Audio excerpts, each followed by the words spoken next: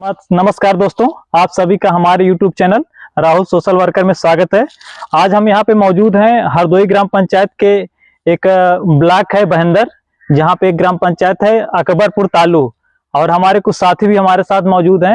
ये आशीष जी हैं और ये बादल जी हैं और ये राहुल हैं और ये किसान हैं जिनके फार्म पे हम लोग मौजूद हैं। आज यहाँ पे हम केचुए के बारे में बात करेंगे। केचुए का खाद कैसे तैयार किया जाता है, उसके क्या क्या फायदे हैं और कितना खर्चा लगता है और कितने क्यारी से हम लोग शुरुआत कर सकते हैं। तो सारा चर्चा हम लोग शुरुआत करेंगे धीरे धीरे करके। पहले इनका पूरा फार्म एक बार आपको दिखाते हैं। तो ये हमारे किसान भाई हैं और इनका परिचय पहले लेते हैं कि इनका नाम क्या है और किस ग्राम पंचायत के रहने वाले हैं। तो थोड़ा अपने किसान भाइयों को अपना परिचय दीजिएगा। मेरा सभी लोगों को नमस्ते। मेरा नाम राजकिशोर है। मैं इसी ग्राम पंचायत अकबरपुर तालू का रहने वाला हूँ। ब्लॉक मेरी बहेंदर पड़ती है जी। तो किसान भाई ये अकबरपुर तालू ग्राम पंचायत के रहने वाले हैं और ये इनका पूरा केचुए का फार्म है, वर्मी कंपोस्ट का। तो पूरा फार्म आप लोग को इनका दिखाते हैं, उसके बाद हम पूरा चर्चा करेंगे कि कैसे केचुए खाद तैयार किया जाता है, कौन कौन सी विधि अपनाई जाती है, कितनी सामग्री लगती है, कितना खर्चा आता है और इसको कैसे शुरुआत कर सकते हैं एक क्यारी से। तो पूरा हम लोग बात करेंगे। पहले इनका फार्म देखते हैं। तो किसान भाई ये इनका फार्म है और आइए एक बार पूरा फार्म देखते हैं। तो ये क्यारियां हैं इनके, जहाँ पे केचुए का पूरा क्यारी बनाए हुए हैं। हाँ, ये बेड है हमारे। ये बेड है, कंपोस्ट बेड बोलते हैं इनको। इसको वर्मी कंपोस्ट का बेड बोलते हैं। और ये लगभग कितना बेड होगा आपका? ये हमारे पास इसमें कम से कम 40 बेड हैं। अच्छा, ये 40 बेड है। हाँ। तो और आगे बढ़ते हैं, देखते हैं। ये सारे बेड जो है काफी अच्छे से व्यवस्थित किया गया है और देखने में भी काफी सुंदर लग रहा है, देख सकते हैं। तो काफी अच्छा ये यहाँ पे खाद पूरे तरीके से डिकम्पोज हो चुका है। ये हमें लग रहा है खेत में डालने के लिए तैयार हो गया है। तो और आगे बढ़ते हैं, और भी क्यारियां हैं।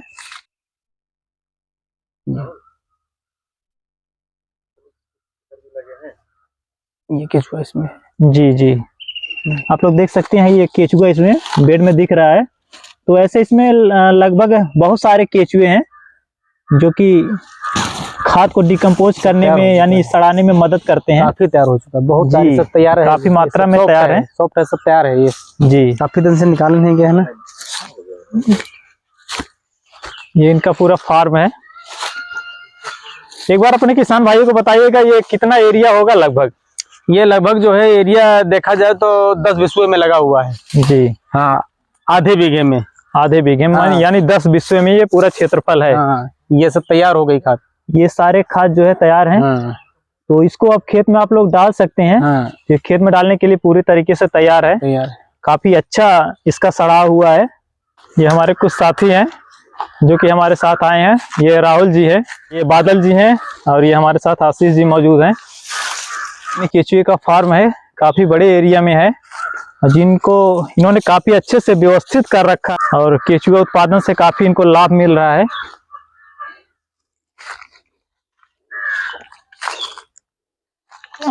अभी आपको हमने इनका पूरा फार्म दिखाया, केचुए का जो पूरा फार्म में व्यवस्थित किए हुए हैं, तो उसको हम लोग बहुत ही अच्छे तरीके से देखे हैं। अब आगे बात करते हैं कि केचुए का खाद कैसे तैयार किया जाता है, इससे क्या क्या फायदे हैं, कितना खर्चा आता है, वो सारी चर्चा हम लोग अब करेंगे अपने किसान भाई से। तो राजकिशोर जी हमारे साथ मौजूद हैं। तो राजकिशोर जी, सबसे पहले ये बताइएगा कि वर्मी कंपोस्ट होता क्या है? ये वर्मी कंपोस्ट एक गोबर से बनाया हुआ खाद है जी, और ये पूरी तरीके से ऑर्गेनिक होता है जी। इसमें कोई भी रासायनिक चीज का इस्तेमाल नहीं होता है जी। ये वर्मी कंपोस्ट ये गोबर के खाद से तैयार होता है। जी हाँ किसान भाइयों, ये एक तरह का जैविक खाद इसको बोलते हैं, यानी ऑर्गेनिक कंपोस्ट, ऑर्गेनिक खाद भी इसको बोलते हैं। तो ये पूरे तरीके से ऑर्गेनिक होता है, इसमें किसी प्रकार का रसायन या केमिकल नहीं मिलाया जाता है। और इसकी सबसे खास बात ये होती है कि इससे बदबू नहीं आता है। अगर आप गोबर का खाद, केवल गोबर का खाद तैयार कर रहे हैं तो उससे कुछ बदबू आती है, लेकिन इससे बदबू नहीं आती है। और गोबर की खाद की तुलना में इसमें पोषक तत्व की बात करें तो ये ज्यादा होता है। तो और आगे बात करते हैं। तो ये बताइए कैसे ये पूरा इसका विधि थोड़ा अपने किसान भाई को बताइएगा कि ये कंपोस्ट कैसे तैयार कर सकते हैं। जी, इसको सबसे पहले क्या करते हैं कि हम कच्चा गोबर जहाँ पे इकट्ठा करते हैं उसको उठवा लेते हैं वहां से। उठवाने के बाद में क्या करते हैं कि इसको जो है एक गाय के गोबर से निकाला हुआ एक बैक्टीरिया होता है जी उसको क्या करते हैं, एक ड्रम में घोल तैयार करते हैं। जी घोल तैयार करने की विधि ये है कि उसमें 200 लीटर एक ड्रम लेते हैं, उसमें 200 लीटर पानी भरते हैं। जी उसके बाद में उसमें जो है एक डिब्बा वो जो बैक्टीरिया होता है डिब्बी में आता है, जी जो इसको जैविक कीटाणु भी बोलते हैं, जी उसको 2 किलो गुड़ घोल करके उसमें उसको मिला करके और 7 दिन के लिए वो ड्रम में रख दिया जाता है। और रोज उसको एक बार घुमाते रहे तो वो हमारा पूरा बैक्टीरिया पूरा ड्रम में फैल जाता है। जी तो जी क्या करते हैं फिर उसको जब तैयार होता है 7 दिन के बाद, तो उसको जहाँ पे गोबर हम पूरा इकट्ठा करते हैं जी उसको पे छिड़काव कर देते हैं। जी तो इसे छिड़काव से ये फायदा होता है कि गोबर ठंडा जल्दी हो जाता है, जी यानी केचुआ को वर्मी को देने के लिए यानी केचुआ को देने के लिए वो तैयार हो जाता है। और जब उसको ठंडा हो जाएगा तो केचुआ उस पर स्पीड से काम करता है। जी। तो बड़ा अच्छा आपने बताया। और हम जानकारी चाह रहे थे कि ये केचुए के लिए इसके जो वेस्ट मटेरियल हैं, जिसमें वर्मी कंपोस्ट में जिसको आप यूज करते हैं, वो क्या क्या मटेरियल हो सकता है? अच्छा, इसमें मटेरियल ये हो सकता है कि घर का जितना बचा हुआ है, जैसे गीला कचरा, गीला कूड़ा बोलते हैं, जी। ये सब्जी का हुआ, खाना बचा हुआ, या नीम के पत्ते या किसी भी पेड़ के पत्ते, कोई भी चीज हो इसमें वो पूरा काम करता है कि सड़ने वाली चीजें हैं ये। जी, अगर जी। गोबर में मिक्स करके डाल दे तो कोई नुकसान नहीं, उससे और फायदे होते हैं। जी और ये वर्मी बनता है बहुत स्पीड से है, क्योंकि जब उस पर वर्मी हम केचुआ छोड़ते हैं जी। गोबर पे तो उसको बहुत स्पीड से खाता है, जो जी। खा के निकालता है वही हमारा वर्मी कंपोस्ट होता है। तो किसान भाइयों, इसका मटेरियल की अगर बात किया जाए तो हाँ, राजकिशोर जी बहुत अच्छे से इसको बता चुके हैं कि जैसे पत्तियां हो गया और ये फल या सब्जियों के जो छिलके होते हैं, इसके अलावा बहुत सारे फसलों के जो अवशेष हैं, डंठल हैं, उसका उपयोग कर सकते हैं। इसका फायदा ये है कि आप डंठल का उपयोग भी कर सकते हैं और वर्मी कंपोस्ट का प्रयोग करके उसको अपने खेत में भी अच्छे से व्यवस्थित कर सकते हैं। तो और आगे हम बात करते हैं, तो ये बताइएगा कि इसमें कितना खर्च आता है? अगर एक बेड से अगर कोई किसान भाई जी, हमारे जी, जी। शुरुआत करना चाह जी। रहे हैं तो कितना खर्चा आता है? अब एक बेड में कम से कम मान लो 8 से 10 कुंटल गोबर भरा जाता है। 8 से 10 कुंटल गोबर मतलब एक टाली। जी। एक टाली मतलब 700-800 हजार रुपए तक गोबर में मार्केट में उपलब्ध हो जाता है। जी उसको लेकर के उस बेड में भर देते हैं। फिर उसके ऊपर हमने केचुआ कम से कम 1 केजी केचुआ छोड़ देते हैं। वो कम से कम मार्केट में इसमें 1000 से 1200 रुपए 1500 रुपए केजी मार्केट से मिल जाता है। जी जहाँ इसका उत्पादन होता है केचुए का, वहां से आप खरीद सकते हैं। जी छोड़ दोगे उसके बाद वर्मी बेड पे छोड़ने के बाद में वो अपना केचुआ अपना काम चालू कर देता है। जी इसमें यही लागत है कि 800-900 हजार रुपए का गोबर हो गया प्लस केचुआ हो गया, बस इतना, और उसके अलावा कुछ नहीं लगता है। तो ये क्यारियों का जो साइज है आप कितना रखे हैं? ये 3 बाई 10 का है। अच्छा, 3 बाई 10 का है जी। तो ये आपके पूरे फार्म में कितने क्यारियां होंगे लगभग? 40 बेड है हमारे पास। अच्छा, 40 बेड। जी। अच्छा, जब शुरुआत किए थे आप छोटे स्तर से तो कितने बेड से शुरुआत उसमें किए? 5 बेड थे हमारे पास। अच्छा, उस समय 5 बेड थे। तो किसान भाई ये 5 बेड से जो है केचुआ पालन का शुरुआत किए थे और आज इनके फार्म पे 40 कुल टोटल 40 बेड हैं। तो धीरे धीरे ये करके आगे और बढ़ाते रहेंगे। तो और किसान भाइयों को थोड़ा बताइएगा कि अगर ये केचुआ लेना चाहे तो कहाँ से ये प्राप्त कर सकते हैं? केचुआ से अगर लेना चाहते तो हमसे संपर्क कर ले, हमारा नंबर नोट कर ले। जी, हमारा नंबर नोट कर ले, हमसे बात करें, केचुआ हम उनको उपलब्ध करा देंगे। जी किसान भाइयों, ये पूरा वीडियो के अंत में इनका नंबर भी आपको हम देंगे। जो किसान भाई हमारे वर्मी कल्चर यानी वर्मी कंपोस्ट केचुआ पालन करना चाह रहे हैं तो ये हमारे राजकिशोर जी से संपर्क भी कर सकते हैं। तो राजकिशोर जी पूरा ये बताइए अपने किसान भाइयों को, एक क्यारी में कितना खर्चा आता होगा अगर एक बेड से अगर बात करें? अगर एक बेड वो करना चाहते हैं तो बेड कम से कम ये मान से लिए लगभग 3000-3200 का बेड मार्केट में उपलब्ध हो जाएगा। 4000 से ऊपर नहीं जाएगा। बेड खरीद लें और अपने जहां ऐसी जगह लगाए जहां पे छाया हो, क्योंकि छाया होगी तो हमारा वर्मी नहीं मरेगा। जी। दूसरी चीज ये इसमें सावधानी की ये बरतनी पड़ती है कि जहां पे लगाए वो थोड़ा ढालू हो कि पानी अगर मैं उसमें जाए तो एक तरफ से निकल जाए। जैसे हमने ये पाइप लगा रखे हैं, इधर से ढालू है, पानी अगर इसमें आएगा तो यहाँ से निकल जाता है। और दूसरी चीज है, अभी तुम्हारे खुला पड़े हैं, अगर यहाँ पे हम घड़ा गाड़ दें तो इसमें जो वर्मी जल जो निकलता है वो 100% जो है नाइट्रोजन उसमें होता है। अच्छा। वो फसल लिए बहुत उपयोगी, बहुत अच्छा है, क्योंकि मैंने इकट्ठा करके रखा है, भारी मात्रा हमारे पास है इसमें। अच्छा अच्छा जी। तो किसान भाई अभी आपको हम बताएं कि एक बेड में कितना खर्चा लगता है, कैसे शुरुआत कर सकते हैं, ये पूरी जानकारी हम लोग चर्चा कर चुके हैं।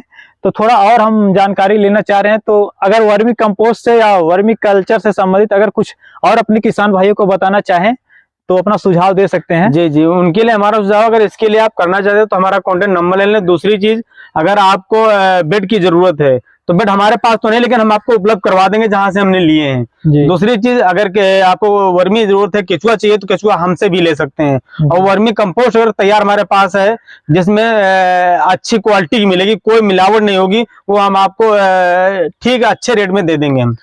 जी जी, बड़ा अच्छा जानकारी आपने दिया। तो किसान भाइयों, आपको हम बताना चाहेंगे, अगर आप केचुआ लेना चाह रहे हैं तो भी इनसे संपर्क कर सकते हैं। अगर केचुए से मतलब बनी हुई तैयार यानी वर्मी कंपोस्ट अगर प्राप्त करना चाह रहे हैं तो भी इनसे संपर्क कर सकते हैं। तो इनके पास सारी सुविधाएं उपलब्ध हैं, चाहे वो केचुआ हो, चाहे वो गोबर की खाद हो, या चाहे कंपोस्ट की खाद हो, सारी चीजें इनके पास उपलब्ध हैं। तो बहुत ही अच्छा लगा आपसे बात करके। केचुआ पालन के बारे में आपने बहुत ही अच्छा जानकारी दिया। और केचुआ पालन से एक फायदा यह भी होता है कि अगर आप उसको खेत में डाल रहे हैं तो मिट्टी की जो दशा है वो सुधर जाती है, मिट्टी भुरभुरी हो जाती है, उपजाऊ होती है। और इसके अलावा मिट्टी की जो जल धारण क्षमता है वो बढ़ जाती है। और अगर आप उसमें सिंचाई कर रहे हैं तो पानी ज्यादा देर तक रुकती है। कुल मिलाजुला के अगर बात करें तो एक भूमि की जो कंडीशन है, भूमि की दशा है, उसमें काफी हद तक सुधार आ सकता है। तो राजकिशोर जी, केचुए से संबंधित जितनी भी जानकारी थी हम लोगों ने ज्यादा से ज्यादा कवर करने की कोशिश किया है, सारी जानकारी अपने किसान भाइयों को पहुंचाने की कोशिश किया है। अगर कुछ जानकारी अधूरी रह गई हो और कुछ जानकारी आपको अगर चाहिए तो राजकिशोर जी का नंबर हम आपको डिस्क्रिप्शन बॉक्स में दे देंगे, तो आप उनसे भी संपर्क कर सकते हैं। किशोर जी, थोड़ा सा अपने किसान भाइयों को बताइएगा कि ये वर्मी कंपोस्ट यानी केचुआ पालन का जो प्रोत्साहन है जी, ये आपको कैसे मिला, आपको कैसे लगा कि ये चीज करना चाहिए और इस चीज में फायदा है? जी, तो हम सभी किसान भाइयों को बताना चाहेंगे जी कि आज के 4 साल 5 साल पहले हमारा एक एसएल फाउंडेशन एक संस्था आई थी। जी, संस्था आई तो उन्होंने ये बताया कि आप पशुपालन कर रहे हो, पशुपालन के साथ में जो गोबर होता है उसको क्या करते हो। तो हमने कहा उसको उठा के ऐसे खेत में डाल देते हैं। तो उन्होंने कहा इसके अपेक्षा अगर आपको वर्मी कंपोस्ट का काम करवाया जाए, उससे गोबर से वर्मी कंपोस्ट बनाइए, तो आप करेंगे? तो हमने कहा बिल्कुल करेंगे। उन्होंने क्या किया, फिर राजस्थान से कुछ इसके लिए एक्सपर्ट आए, उन्होंने बताया, वहां से वर्मी भी आई कि कैसे करना है, पूरी ट्रेनिंग दी गई। उसके तहत ट्रेनिंग करने के बाद में एक हफ्ते की ट्रेनिंग चली, गांव में ही ट्रेनिंग दिलाई, कैसे करना है, कैसे बेड लगाना है, केचुआ कैसे डालना है, केचुआ कैसे इस पे काम करेगा, पूरी ट्रेनिंग मिली। इसमें एसएल फाउंडेशन ने पूरा साथ दिया, वहीं से आज मेरा काम बहुत ऊंचे स्तर से चल रहा है। जी, अब तो किसान भाइयों, एसएल फाउंडेशन की तरफ से इनको काफी प्रोत्साहन मिला, काफी प्रेरणा मिला, जिससे प्रेरित होकर इन्होंने ये अपना पूरा इतने अच्छे से फार्म व्यवस्थित किया। काफी मेहनत करके इस फार्म को व्यवस्थित कर रहे हैं और आगे भी इसको बढ़ा रहे हैं, जैसा कि आपको हम वीडियो में दिखा चुके हैं कि कितने बड़े एरिया में इनका फार्म है आज। तो थोड़ा सा और जानकारी चाह रहे थे राजकिशोर जी से, थोड़ा अपने किसान भाई को ये बताइएगा कि ये पूरा जो केचुए का खाद है, जब ये तैयार हो जाता है तो इसको आप कहाँ बेचते हैं? हाँ, किसान भाइयों को हम बताना चाहेंगे कि जब हम इसको भारी मात्रा में इसको करने लगे, बड़े पैमाने पे जब इसको मैंने काम चालू किया, तो मैंने इसको एक नमन वर्मी कंपोस्ट फर्म के नाम से जीएसटी करवाया। जीएसटी नंबर लेने बाद में फिर मैंने काला सोना के नाम एक बना करके और एक किलो, 2 किलो, 5 किलो, 20 किलो की पैकिंग कराई। पैकिंग कराने के बाद से मलियाबाद हमारे यहाँ एक बागवानी पड़ती है, वहाँ लोग बागवानी नर्सरी वगैरह खूब है, वहां हम इसको सप्लाई करते हैं और जो इसके बड़े बड़े डीलर हैं उनको देते हैं। अभी हमने कुछ दिन पहले एक नर्सरी पड़ती है इसमें काकोरी में, वहां मैंने इसको भारी मात्रा में दिया।